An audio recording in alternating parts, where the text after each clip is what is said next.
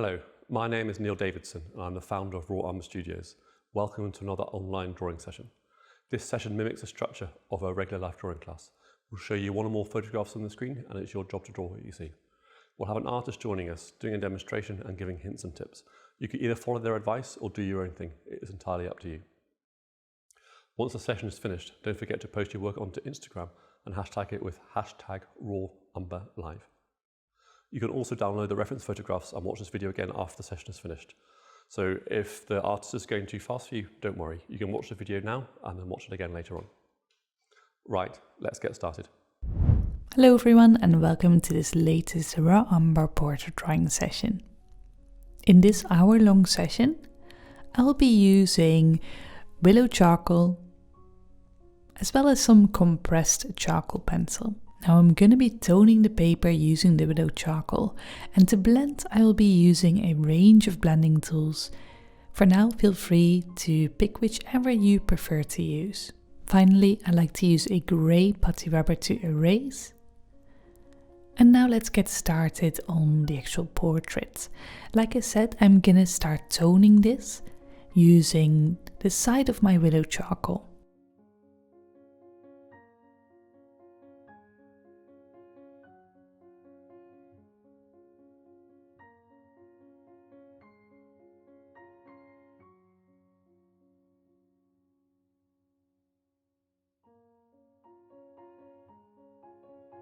And while I do this, just as a little side note, all my materials can be found in the materials link below the video.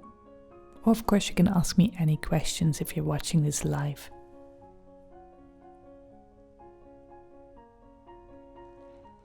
Next, I'm just using a bit of kitchen roll to work this into the paper, getting rid of any extra bits of texture that I don't need in the drawing.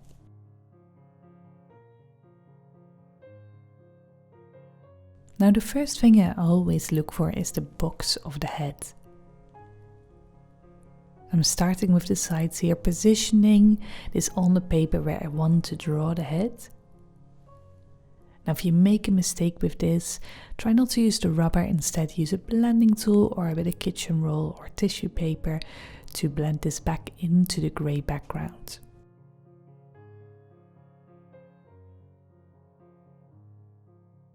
Another thing worth noting is that I'm using my whole arm to draw here.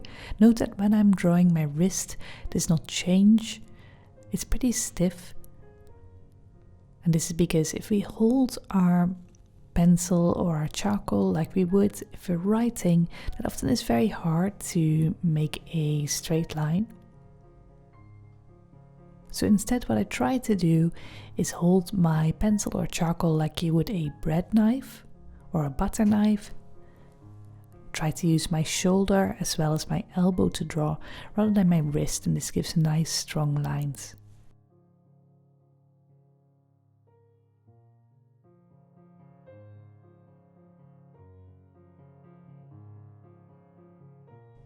Now I'm using comparative measurement in this drawing, and what this means is that I'm comparing various places to other areas. So for instance, I can just compare the width of the skull to the top of the skull. Try to find the square there. I can see that the width from the cheekbone to the back of the head is the same as the hairline to the chin. I can also divide this into multiple parts. For instance, right now I'm looking for the base of the ear as well as the center line. And if I divide the whole block of the head into 4 equal parts, this gives me both the center line as well as the front or the base of the ear.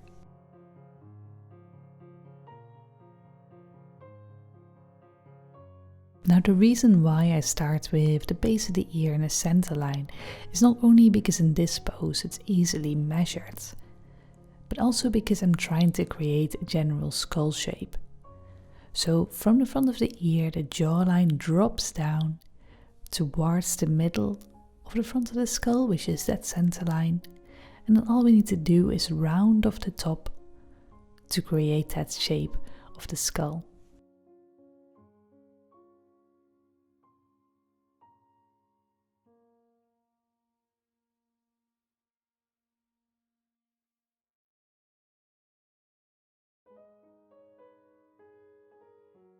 From that same place of the base of the ear, the neck also starts.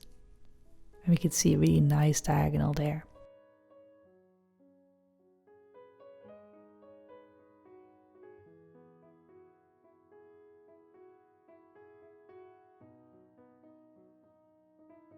And once I've got the bottom of the chin, I also know where the shoulders should sit, because there's that slight bit of overlap. And just by using 1 or 2 measurements here, I've got the block of the skull, this base of the neck, the base of the ear, the base of the jawline, so very, very useful measurements. So in addition to finding the front of the ear and the center line, another useful measurement is the 3/3 of the portrait. This is bottom of the chin to bottom of the nose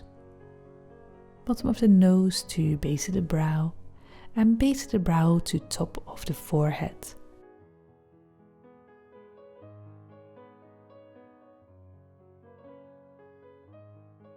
And note that these lines should be perpendicular to the center line, so a nice 90-degree angle.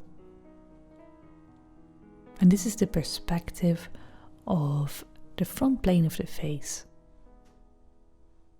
Now the ear should sit between the bottom of the brow as well as the bottom of the nose, so within that mid-third. So if we connect these lines up,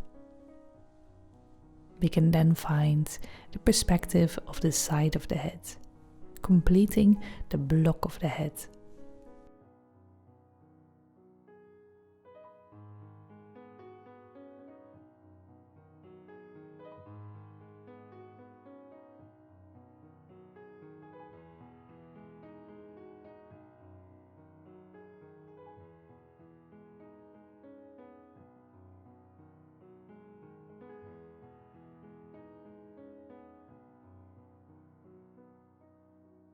So as you can see, I always start the portrait using these big lines and blocks. The reason for this is that it's useful to think of yourself almost as a sculptor. But first creating the block of the head, the perspective of the skull, and then we can start adding on the features and the other areas of the portrait. And this is much easier than starting off with the features and then drawing the skull around it.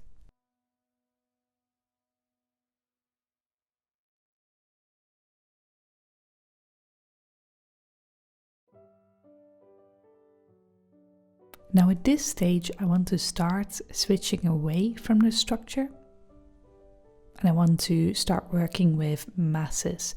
And what I mean by this is that instead of using lines to draw, I will be using tones, dark tones versus the mid-tone of the paper. At this point I'm not really working with highlights yet, I will do this later on, but for now I'm trying to keep things nice and simple.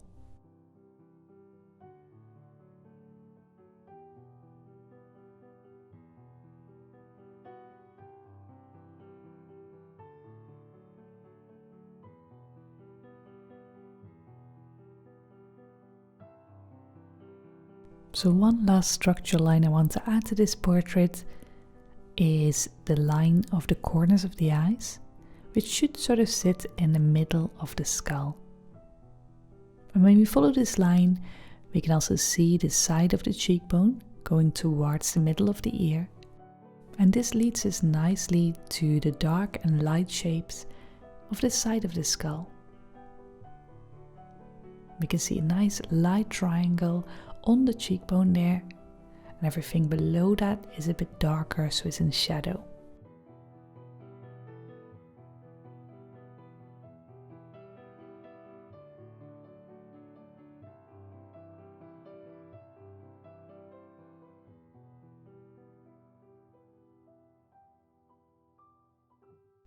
Now as you can see, most of the side of the box of the skull is in shadow because it's turning away from the light. But the way that the shadow shape says something about her particular skull shape.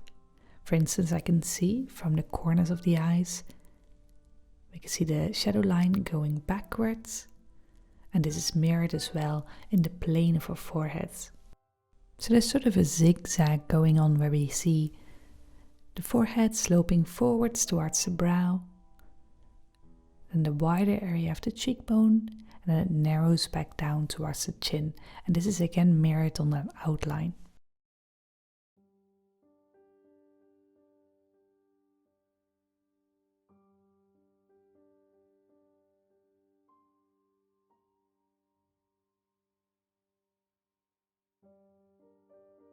But instead of thinking of this as an outline, I want to start thinking of this in terms of tones.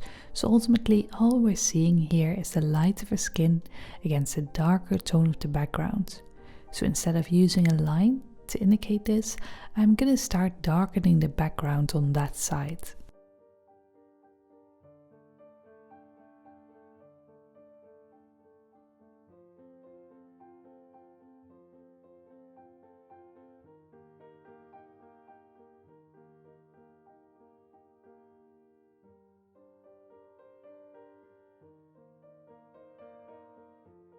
As you can see, I'm just using a brush as a blending tool here. You could also use a piece of kitchen roll or even your finger. I just like to use a hog brush myself. But feel free to try out different blending tools. The goal is to have a darker tone that feels sort of flat, doesn't have too much texture going on.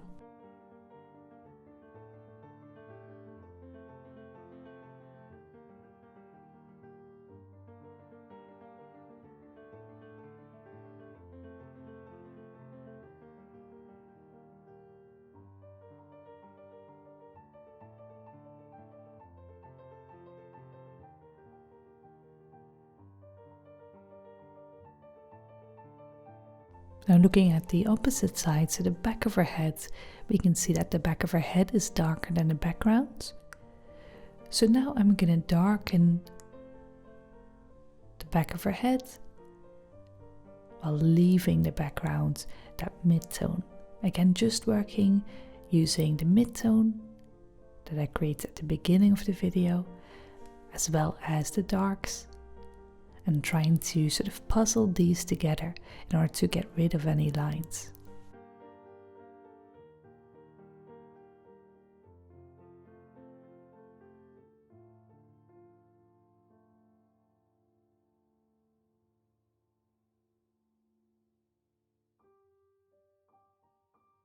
Now, as you may have noticed, I like working from big shapes to smaller shapes. I've been spending a lot of time on the skull shape, but I haven't really put in any features yet.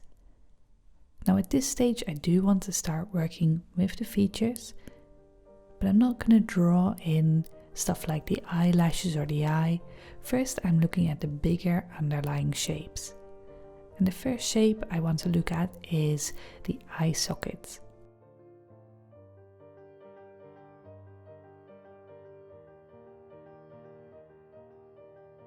And again, I'm using tones for this rather than lines. I'm just using a darker tone to indicate where eye socket should be.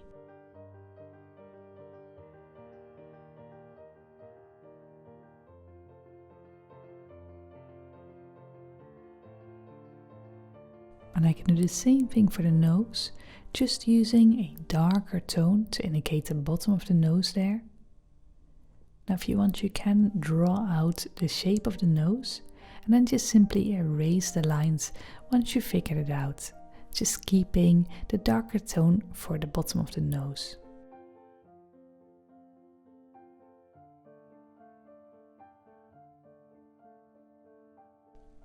To erase here, I'm using a little pen pastel sponge, which is really useful for erasing, I find, into the mid-tone of the paper, but you can also use a brush or a finger for this. Every blending tool does something slightly different. Some take out a bit more charcoal, some take off a little bit less, so it's useful to experiment and see what suits your style of drawing the best. Now we've got some rough features starting to form using these dark tones. Next thing I'm going to look at is the mouth, and for this again I can use 3/3 measurements. The first being the bottom of the chin, the second bottom of the chin to middle of the lip, and finally middle of the lip to bottom of the nose. Keep in mind these should be in the same position as the other angles of the features. And it's also useful to check how wide the mouth is compared to the eye sockets. Again, I'm working with tones here, so I'm squinting at the picture, and when I do this I can see that the top lip is mostly dark, whereas the bottom lip is mostly light with just a bit of shadow underneath that lip.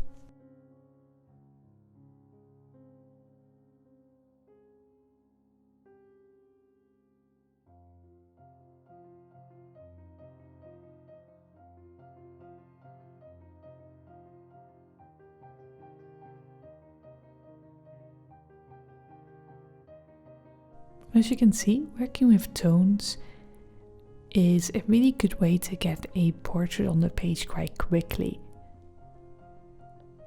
Ultimately, most of us tend to think in terms of lines because we think in terms of our sense of touch. We know we can touch the nose, so we want to draw in the outline. But what we actually see is tones. So I can even, for instance, get rid of that line of the nose, and it doesn't really make much of a difference to the drawing itself because our brains sort of fill in these lines for us. So I tend to just squint at the image a lot and try to simplify the tones into dark and light shapes.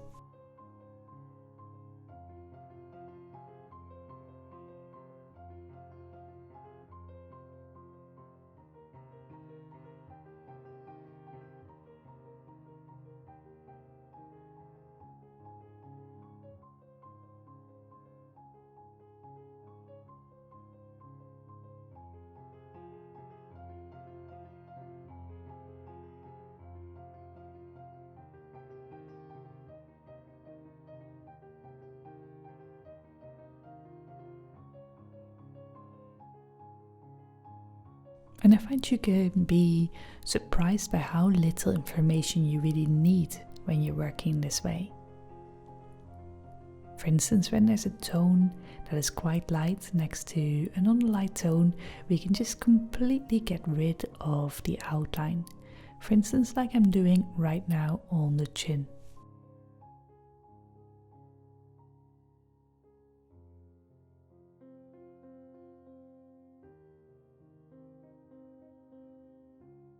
And I've done the same thing around the hairline where it touches the darker areas of the background. I've also gotten rid of most of my lines that separate the chin from the neck. And most of the time our brains won't really notice this. It just fills in for us and actually makes the drawing look more realistic the more tones we lose into one another.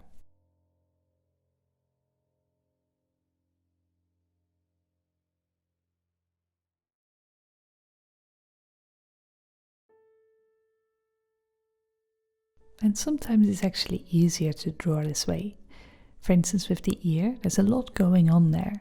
And so I'm going to simplify this by just first giving it a darker tone.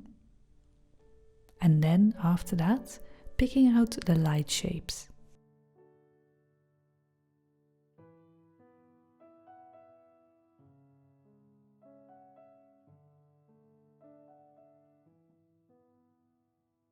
For this I'm again using my blending tool, the Pan Pastel sponge.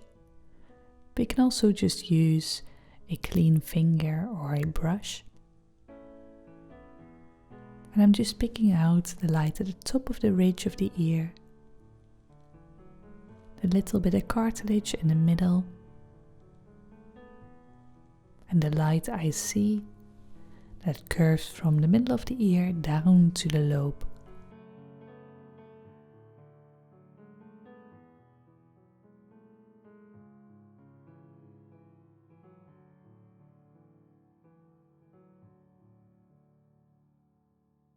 So this way I can actually put a lot of information in while still keeping the drawing simple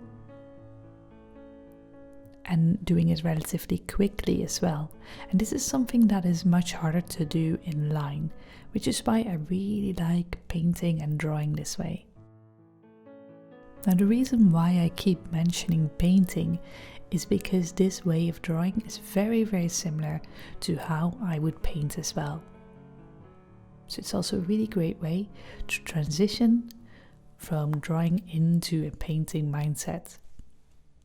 Because ultimately, painting is just doing the same thing, pushing big blocks of tone around rather than using outlines to create something. So we're about halfway into the pose, and at this point I hope that you've got a feeling for the pose, the angle of her head, and the main placements of the features. You may already see a little bit of a likeness starting to emerge. At this point, we're at a really good place to start breaking down the features. And starting with the eyes, we'll talk you through which parts are important to see and which parts are less important. Now the first thing I always look for are the corners of the eyes, and I'm using my blending tool here to create a little bit of a light shape where I can see the inner corners.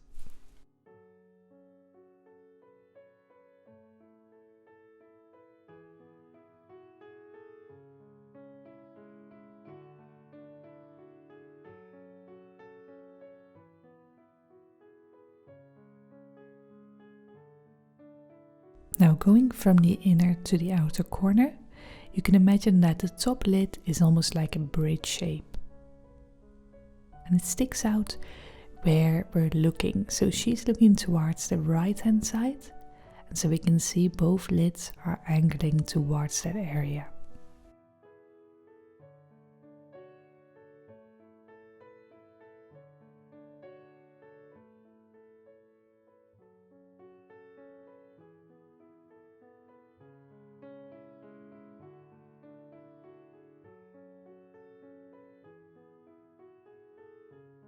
At this point you can use a bit of compressed charcoal if you find it a bit more precise, or you can continue using the willow. The next point I like to look at is the iris, which is of course a simple round shape. I like to use a dark tone for this.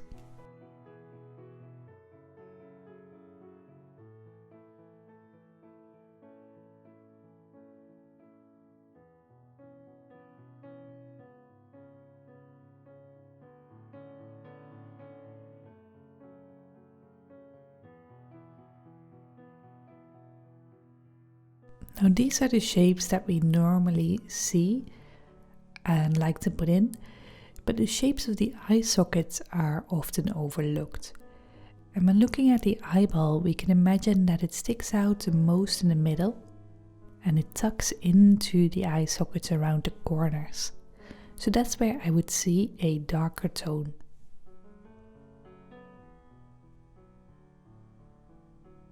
Generally, the inside of the brow, going up towards the base of the brow, and the inside of the nose is also a bit darker because it is deeper.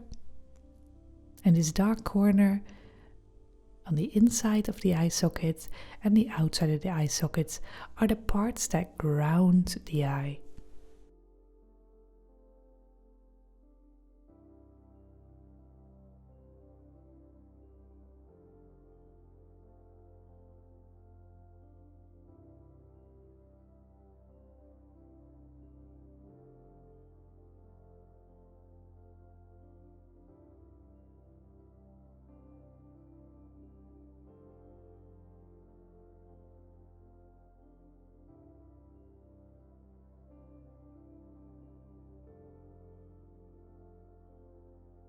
And we can again find the lost edge between that dark outside corner and the darker side of the background before going to the other eye and copying the same shapes. Again, iris on the right hand side, the bridge shape of the top lid, as well as the darker corners for the outer side of the lid and the inside of the bridge of the nose going up towards the brow.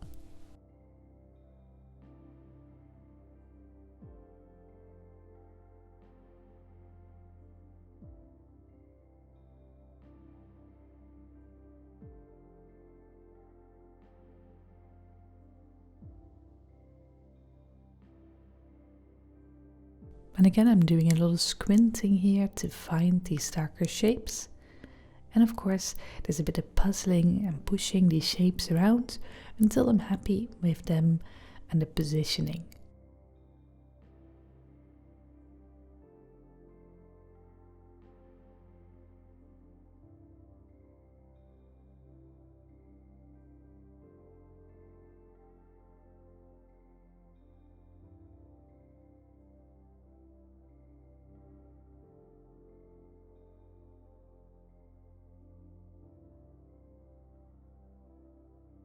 So when drawing the eyes, I'm always looking for that inner corner being a bit lighter, the inside of the eye socket being a bit lighter going up towards the brow,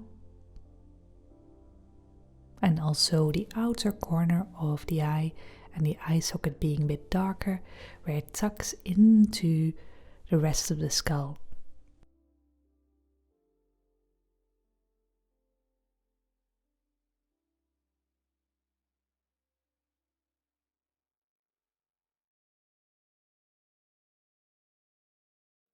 Now, of course, you may not find the perfect shape straight away, and there's a lot of what I call pushing and pulling going on. And what this means is that I will put something down and then just push it around a bit, make it a bit higher or make it a bit lower, adjust the shape without adding much detail per se, but just adjusting what I've got until I'm happy and I like to move on. Now, next few minutes, I'll just be doing a bit of that before moving on to the other features. If you have any questions, of course, let me know here in the comments if you're watching this live. Otherwise, I will speak to you in a few moments.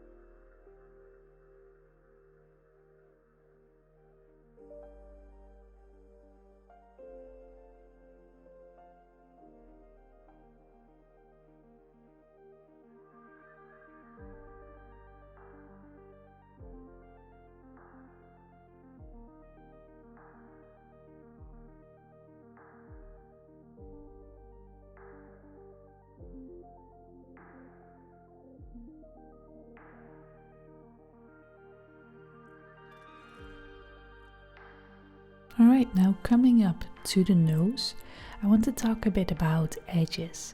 And what I mean by this is how quick the transition from mid-tone to dark is happening. For instance, at the tip of the nose, we've got some overlap. The darks of the bottom of the nose are overlapping with the lights of the cheekbone. And because this is a very stark contrast, we'll have a very sharp edge here. Now looking at the tip of the nose going into the bridge of the nose, this is actually a very slow transition. This is because the nose is slowly turning under into the shadows at the bottom of the nose. And the softer we can make this transition, and the more variety we can give between that overlap of the tip of the nose and the bottom of the nose versus the softness of the tip of the nose into the bridge of the nose, the more our drawing will start to feel like it's realistic and starts to stand out.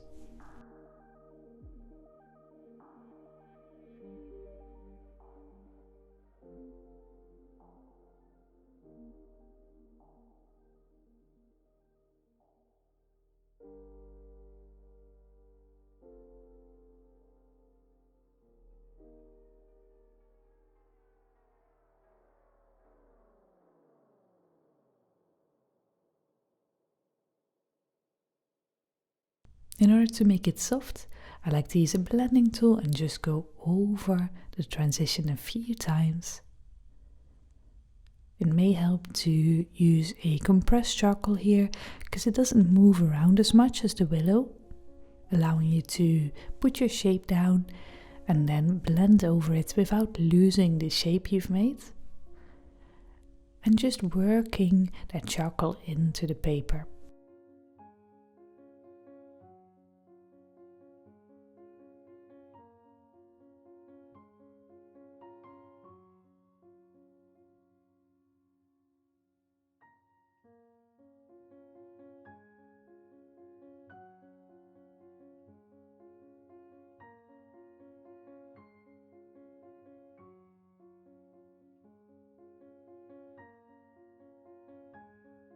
We can see that now slowly, visually, the nose is starting to come out a bit, and that's all about that soft edge. Now, in order to make it stand out even more, I can just add a bit of highlight there to create a bit of focus. For this, I'm using my putty rubber. Before moving on to the next feature.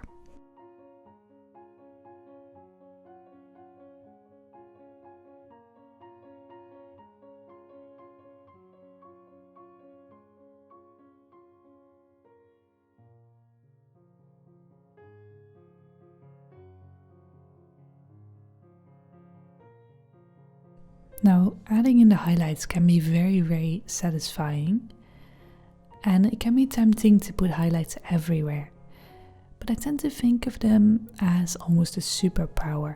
They pull so much focus towards the areas of the portrait where the highlights are that I don't want to do that everywhere.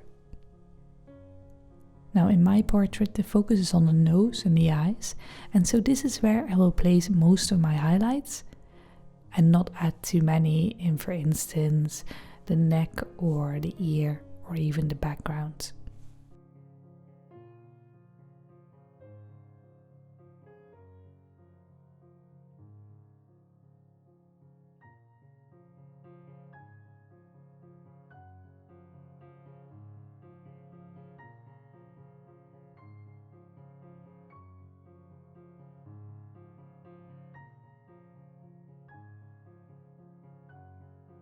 So in the eye, I've added a highlight at the bottom of the eye socket, one for the bottom lid,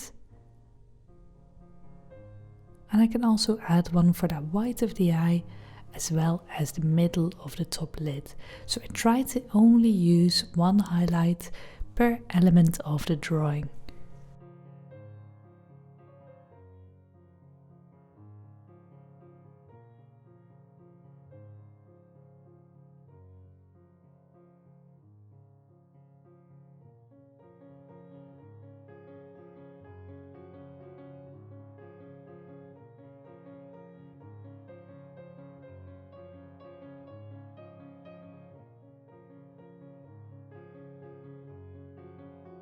And again, I try to keep my shapes simple, but at the same time I try to make them as precise as I can. So there's a little bit of an element of putting in this highlight, deciding if I like the position, adjusting that position before blending it in.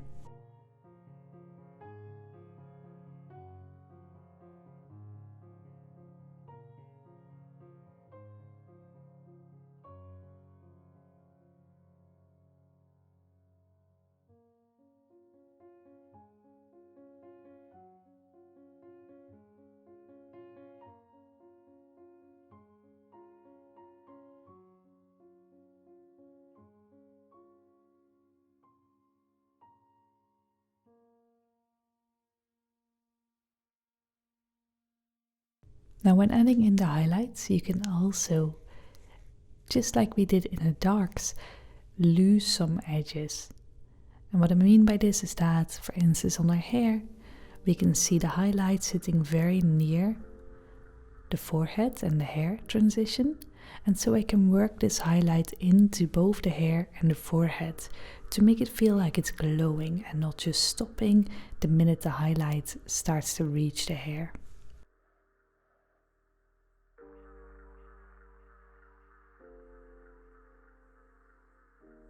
So I'm adding in the highlight, and then I can blend it into the hair to make it feel like it's glowing and transitioning nicely.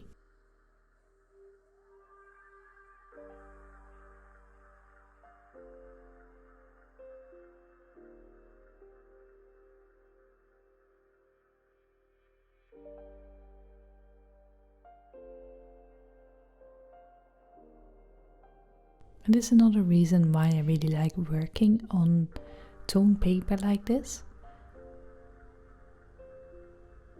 because it allows you to blend really easily while also keeping your tones very clear and very simple.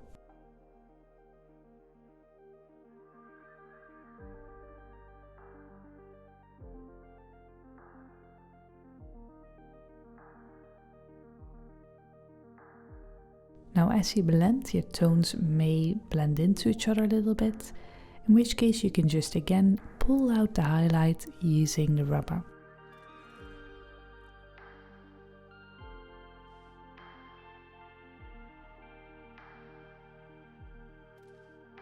I'm just going to spend a minute or so adding in the highlights for the other eye. And again, if you have any questions or anything else you'd like to say, feel free to let me know here in the comments if you're watching this live.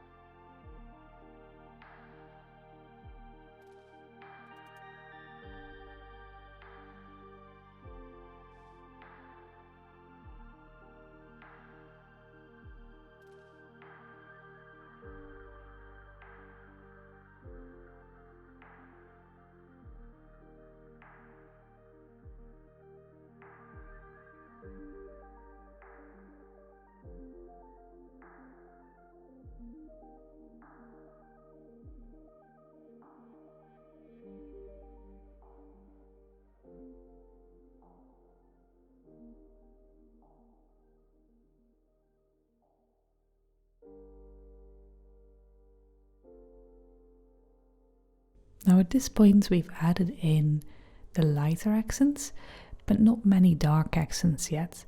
And just like I'm sparing with my lighter accents, I'm the same with my dark accents and try to only add them in areas of focus.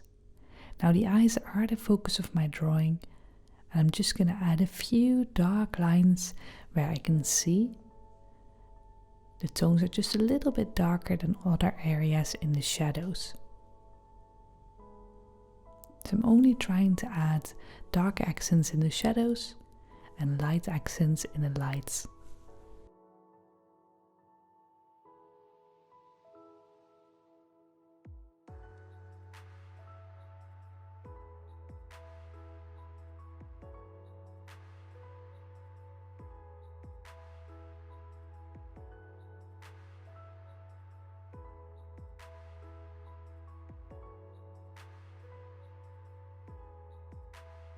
Now for me the lips are not as important as the eyes, so I'm going to be a bit more sparing with the accents there, but still dark accents in the darks, light accents in the lights. Now just like the eyes, the corners of the mouth are deepest in the skull, so that's where I'm going to place my darker accents.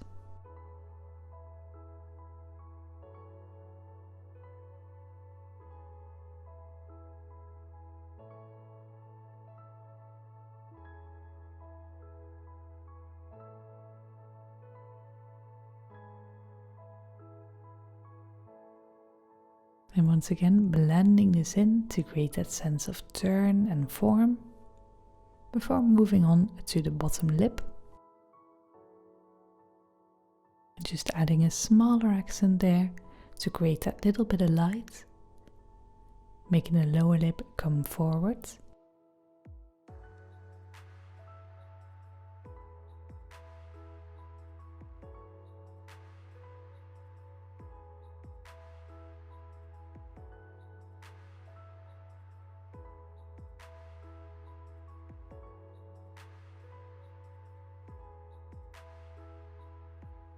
And the same thing on the chin, but trying to make that a little bit more subtle because we don't want the focus on the chin, rather I'd like to have the focus on the eyes.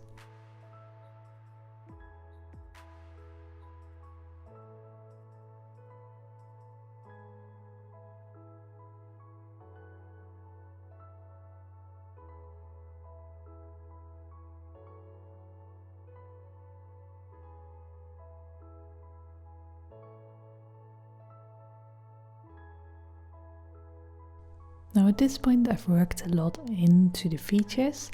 I'm going to spend a few minutes just adding a few little bit of accents to create a sense of the hairline as well as the jawline. So it's always useful to switch your attention back and forth from the features and not forget about the rest of the head as well.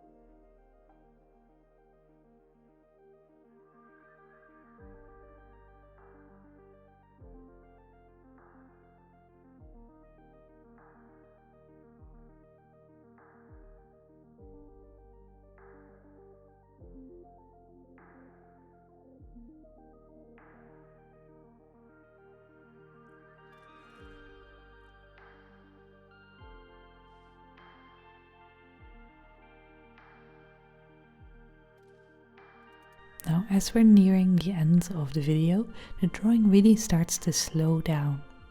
And my main thing I'm looking for is a sense of focus. So I'm trying to add focus where I want it to be, and I want to lose focus where I don't want the viewer to look. And this is the power of being an artist over being, let's say, a photographer or someone who just copies what they see. For instance, with the ear, I don't really want the viewer to look there, and so I'm losing some edges, creating a little bit more of a dark shape there to pull the focus away from that ear.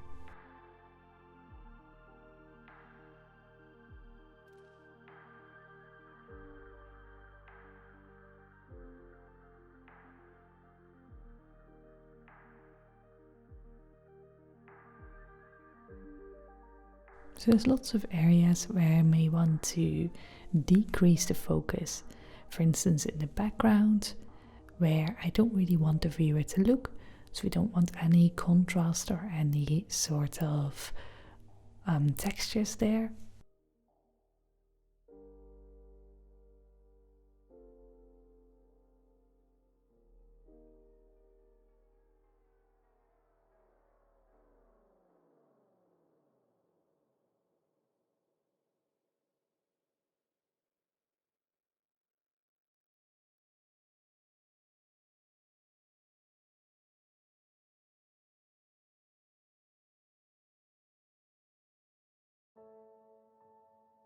And there may also be other areas in the actual face that you don't want the viewer to look.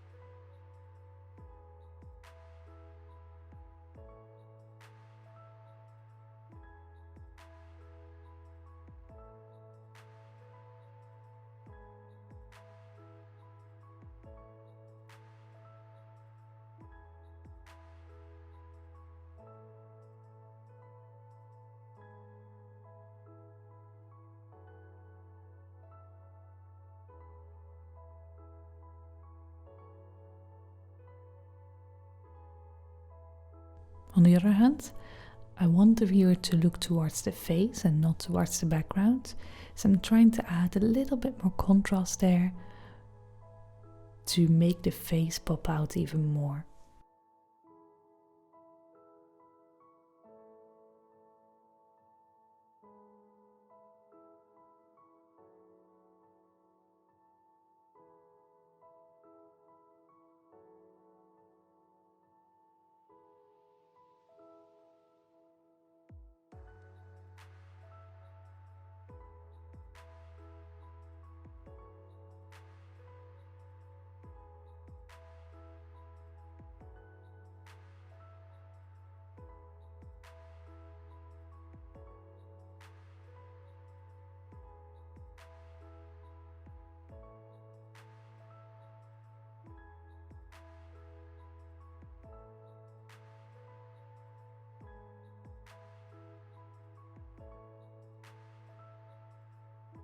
So again, trying to pull focus, we don't really want the viewer to look at the back of the head, so I'm using my blending tool to just gently blend this in, removing any contrast or any bits of texture that I don't want the viewer to see.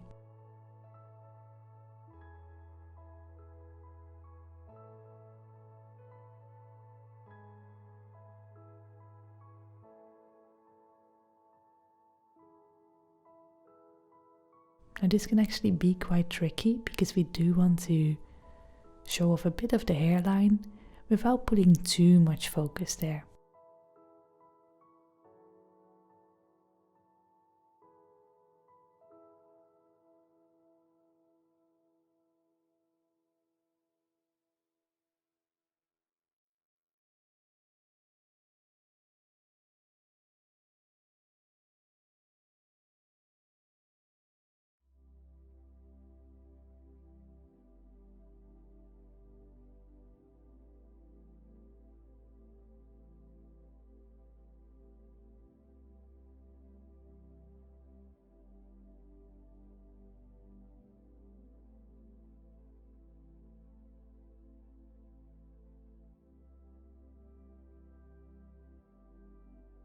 So for the last few minutes I'm going to continue trying to pull focus in the areas that I want the viewer to look, while reducing or leaving out the contrast in the areas where I don't want the viewer to look. Now if you have any questions, feel free to let me know here in the comments, and otherwise I will speak to you at the end of the video.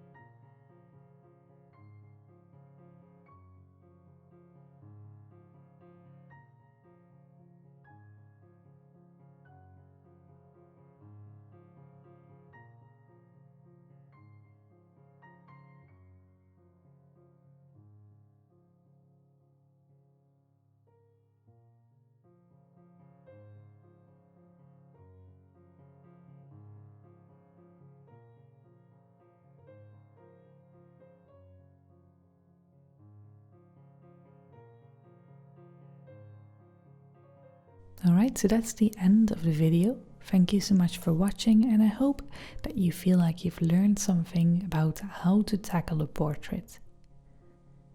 Now, if you'd like to show us your drawing, feel free to post right here in the chat using the photograph button, or alternatively, you can use hashtag #RawAmberLive if you use Instagram.